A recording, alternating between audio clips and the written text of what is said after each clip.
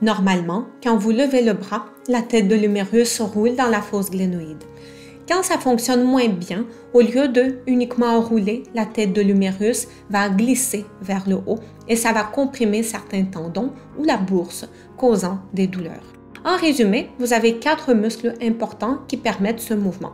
Le supraépineux, infraépineux, le petit rond et le gros muscle deltoïde.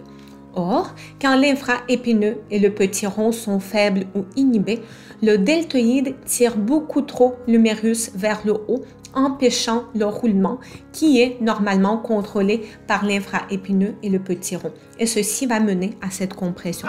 Ceci risque particulièrement de se produire quand l'épaule est en roulement interne. Pour corriger la situation, il faut apprendre à dérouler l'épaule et à renforcer l'infraépineux et le petit rond. Stabilisez une extrémité de l'élastique avec vos pieds. Gardez vos genoux très légèrement fléchis, sentez un bon ancrage dans le sol et engagez légèrement vos abdominaux. On doit avoir ici un très bon fondement. Si vous n'avez pas un bon fondement, votre épaule ne va pas bien bouger. Tenez l'élastique comme vous le voyez dans la vidéo. Le bras est étiré de côté, la paume de la main est tournée vers l'avant. Inspirez et sur l'expiration, tirez l'élastique vers le haut. Je vous suggère de garder l'autre main sur l'épaule pour contrôler le mouvement. C'est important de faire ce mouvement le plus lentement possible pour laisser une chance à votre tête de l'humérus de mieux rouler dans la fosse glénoïde au lieu de glisser vers le haut. Votre épaule doit rester basse durant le mouvement et de ne pas trop se surélever. L'amplitude du mouvement, c'est-à-dire à quel point vous allez tirer l'élastique vers le haut, dépendra du niveau de difficulté de l'exercice pour vous et de la capacité de bien effectuer cet exercice sans surélever l'épaule vers le haut de façon excessive. Faites 10 fois d'un côté, ensuite 10 fois de l'autre côté. Prenez une petite pause et refaites encore 10 répétitions de chaque côté.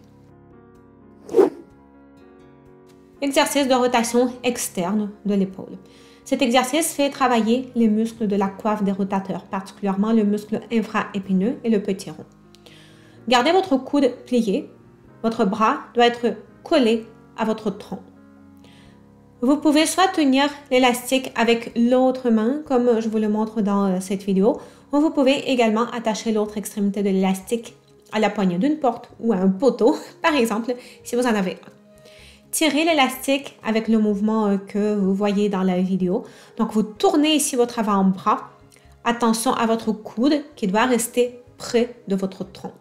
Faites 2 séries de 10 de chaque côté.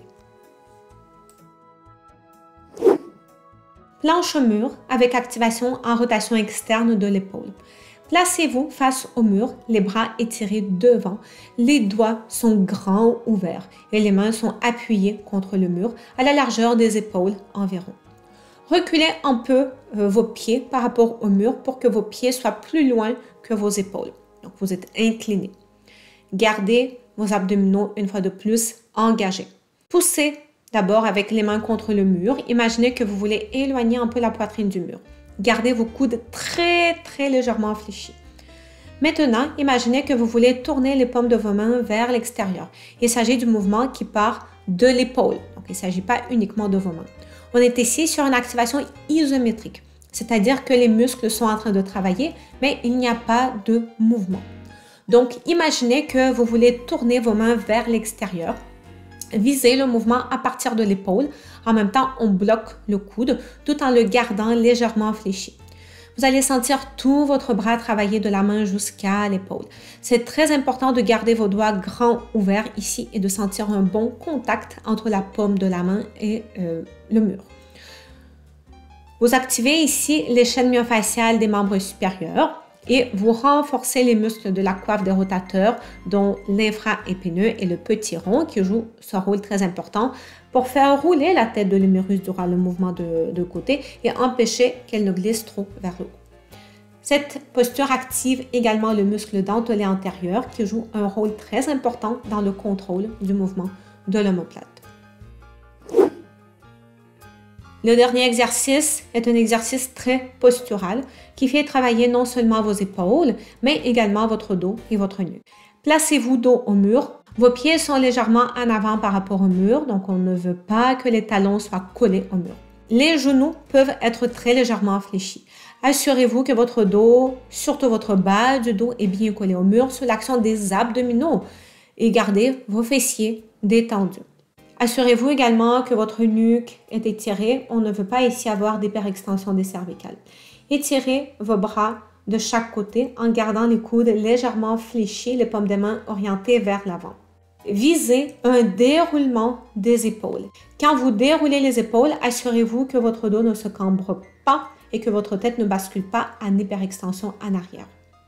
Si vous avez des difficultés à faire cet exercice, je vous encourage à visionner cette vidéo-là ainsi que celle-là, dans lesquelles je donne les astuces pour faciliter l'exécution de cet exercice postural. Tenez la position pendant au moins 30 secondes ou plus tout en respirant. Vous pouvez faire cet exercice plusieurs fois dans la journée. Voilà, j'espère que vous avez apprécié la vidéo, que vous l'avez trouvée utile. Écrivez-moi vos demandes spéciales pour les sujets des prochaines vidéos. Pensez également à liker cette vidéo, à vous abonner à ma chaîne YouTube, à activer la cloche et également de partager cette vidéo avec vos proches. On se dit à très bientôt.